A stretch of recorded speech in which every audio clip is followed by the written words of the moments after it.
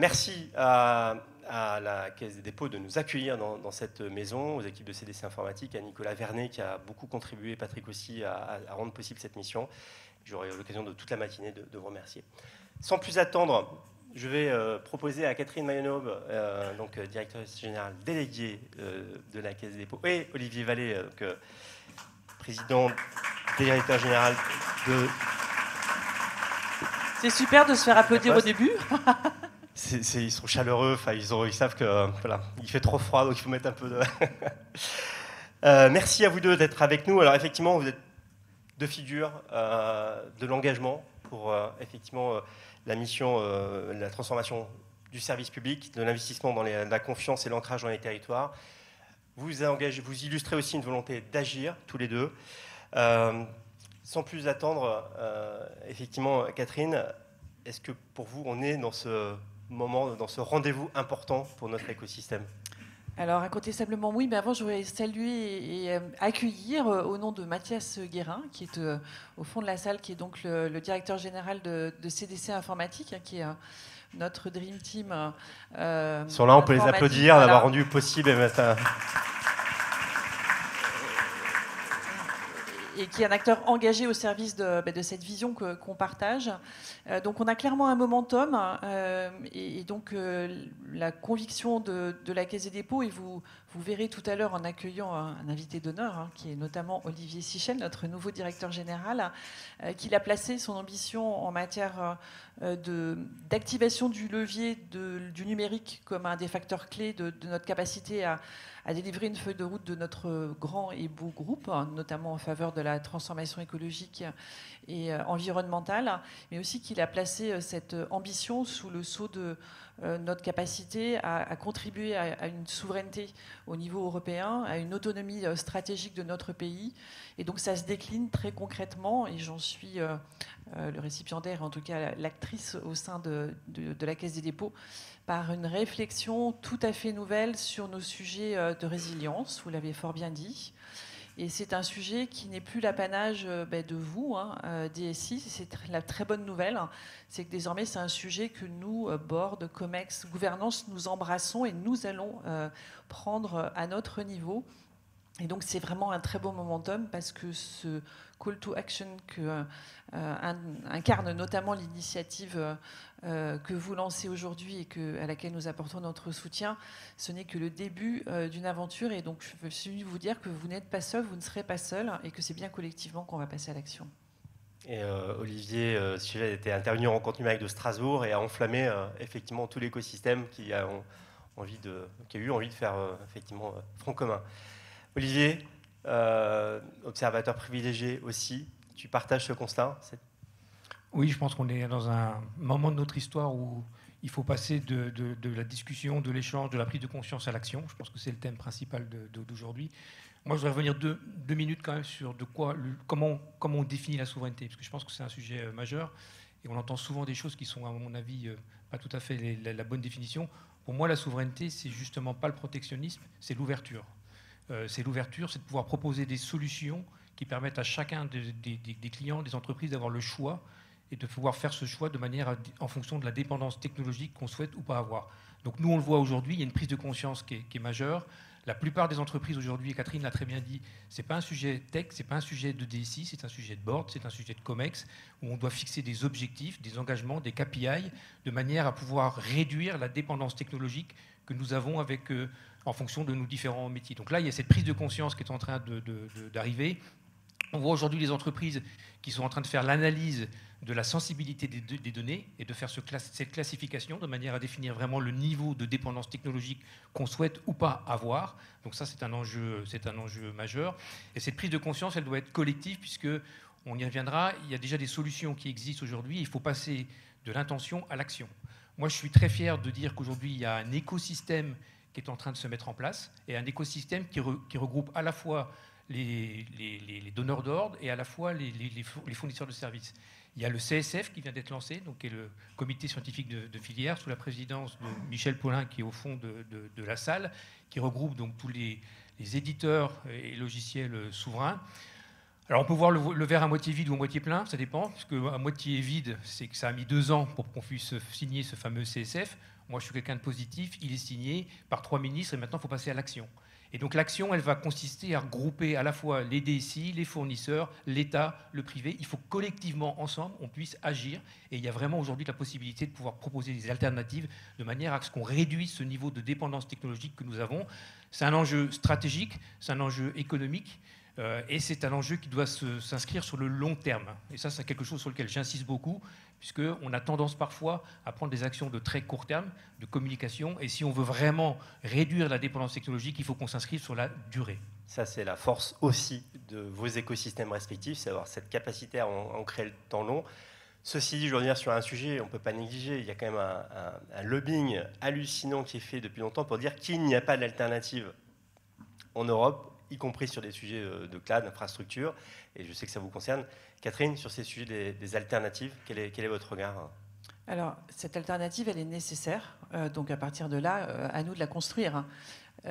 Aujourd'hui, l'autre bonne nouvelle, c'est que jusqu'à présent, les sujets de dépendance technologique que vous maîtrisez, enfin que vous subissez ou que vous aviez bien identifiés, ils étaient sur des couches assez basses du stack, et donc il n'y avait pas cette sensibilité, qui est une sensibilité tout à fait nouvelle, qu'on a tous eu avec, alors je ne sais pas si c'était vrai ou pas, hein, l'histoire de Microsoft qui aurait coupé la boîte mail du procureur de la Cour européenne. Mais en tout cas, c'est devenu beaucoup plus concret. Je ne sais pas si vous avez vu que la ville de Copenhague, dans ce pays du Danemark, je ne sais pas où est Henri.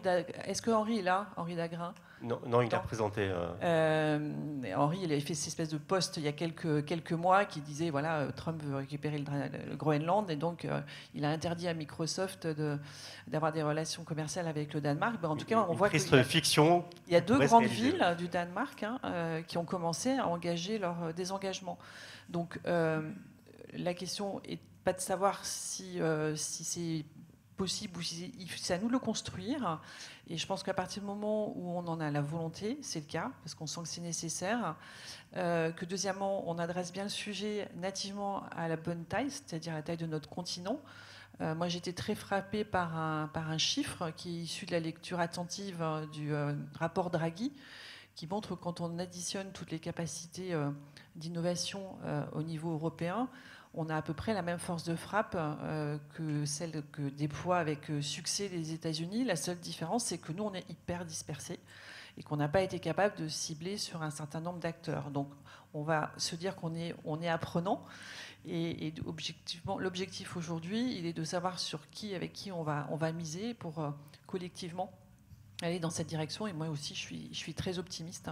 Et en tout cas, on est comptable, nous, pour nos organisations, notamment dans la finance, du fait d'avoir un plan B, parce que ce plan B, il est nécessaire sur le plan réglementaire, donc croyez-moi qu'on va le construire.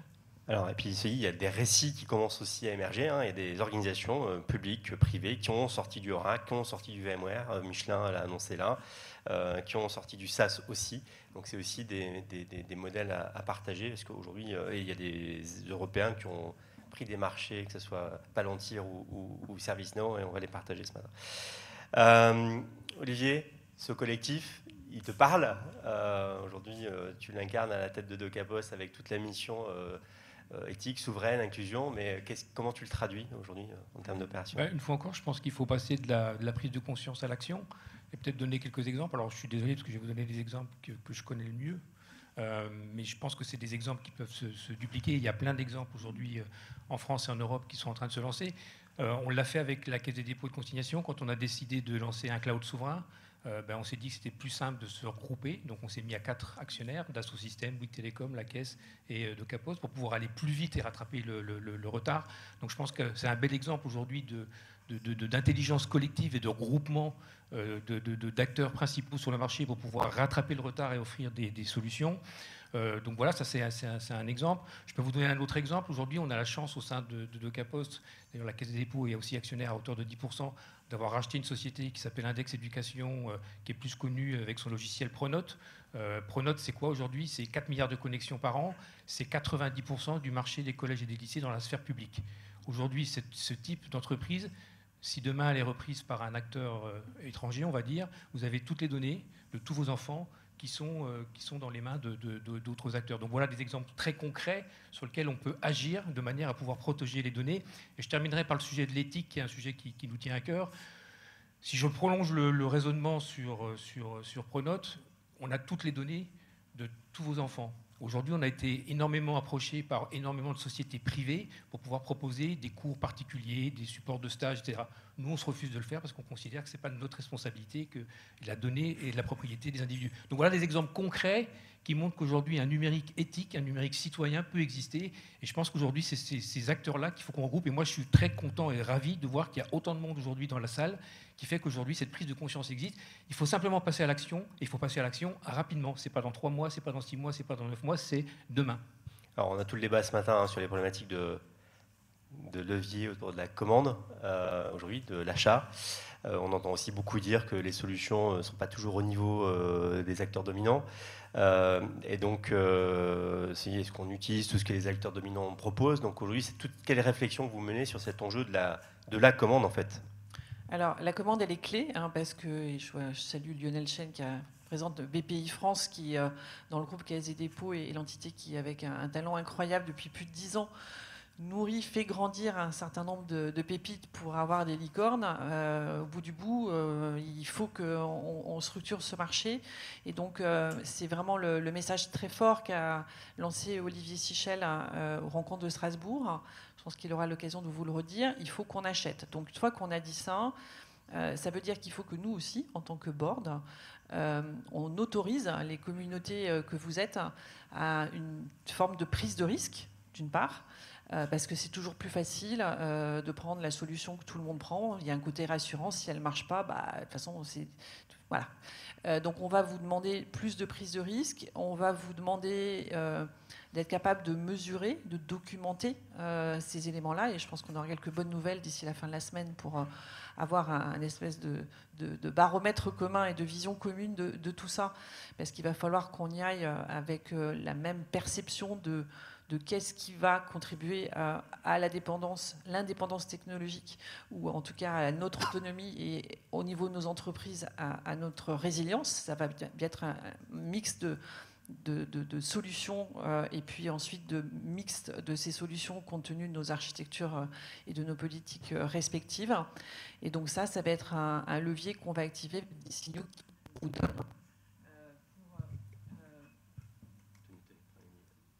Ça veut dire que j'ai écoulé mon temps de parole. En fait, non, et on vous entend religieusement, voilà. Parce que c'est important. Voilà, et donc du coup, il faut qu'on s'organise, on va le faire. On a bien entendu que nous, grands prescripteurs, il faut qu'on donne plus de signaux dans la durée. Quelle est notre capacité d'achat en base pluriannuelle?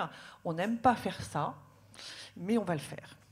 Et puis on a maintenant un entrepreneur à la tête de la caisse, donc il a quand même dit qu'on y allait. Effectivement, et on sait que le sujet est complexe. Il est complexe dans les matrices, dans la préhension, dans les silotages des organisations. Si tous les deux, vous aviez un message à passer à cette ambition de l'indépendance Tech Day, qu'est-ce qu'on peut retenir Ouais, je pense que le message principal que je pourrais passer, c'est de passer à l'action. Je crois que je l'ai dit assez souvent. C'est d'avoir confiance. Je pense qu'il faut qu'on ait confiance en notre pays, il faut qu'on ait confiance en nos solutions, il faut qu'on ait confiance à tous les fournisseurs qui aujourd'hui peuvent proposer des solutions. Donc je pense qu'il faut juste se faire confiance, passer à l'action.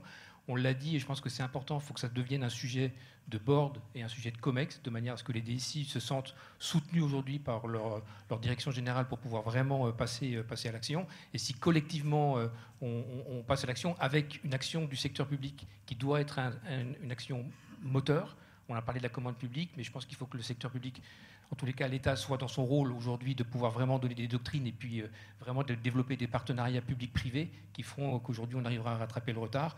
Et puis il y a quelques exemples emblématiques sur lesquels, à mon avis, on pourrait donner des signaux assez forts. Il y a le HDH, le Health Data Hub, qui est un sujet majeur sur lequel on n'arrête pas d'en discuter. Aujourd'hui, il y a beaucoup d'acteurs qui seraient en mesure de pouvoir proposer des solutions souveraines par rapport aux besoins du HDH. Donc il faut juste qu'on ait confiance, il faut juste qu'on passe à l'action et il faut qu'on joue collectif. Et avec le soutien de tout le monde, je pense qu'on peut y arriver. En tous les cas, le terrain de jeu qu'on a au niveau européen est suffisant pour pouvoir le faire. Et franchement, il y a toutes les compétences et le savoir-faire en France et en Europe pour pouvoir y arriver. On a les talents. Alors, la mobilisation de la Caisse pour cette matinée est un signal, parce qu'en tout cas, le lobbying de l'autre côté, il est bien organisé, y compris au niveau de l'Europe. Catherine ? Alors moi, avant de venir, je me suis demandé si c'était qu'un do tank. Donc j'ai interrogé mon assistant personnel, Archiplus, parce qu'il est hyper intelligent, c'est celui de la Caisse des dépôts et qui est adossé à la technologie Mistral. Voilà, c'est le type pour que tout le monde fasse pareil. Et en fait, je me suis aperçue que je n'avais pas forcément la bonne définition d'un do tank. C'est censé être l'inverse d'un think tank et donc de passer à l'action. Mais en fait, la référence, elle m'a un petit peu surprise. Je ne sais pas si vous le savez, mais le tank en question, parce que je me disais, il faut que je leur dise qu'il faut que le tank soit le plus grand possible. En fait, pas du tout. C'est la référence à une pratique sportive qui est celle de l'aviron. Le tank, c'est l'espace aquatique, nautique, sur lequel les équipes s'entraînent. Donc du coup, mon cri, ça sera que, du coup, on sait que l'équipe de France de l'aviron, ça a toujours été un sport dans lequel on a excellé. Et donc, du coup, juste dire que se rappeler juste sur un moment comment une équipe d'aviron elle est performante, c'est quand tout le monde rame sur le même rythme, dans la même direction. Et donc, ça, c'est le vœu que je forme et je suis sûre qu'on va y arriver. En tout cas, merci beaucoup.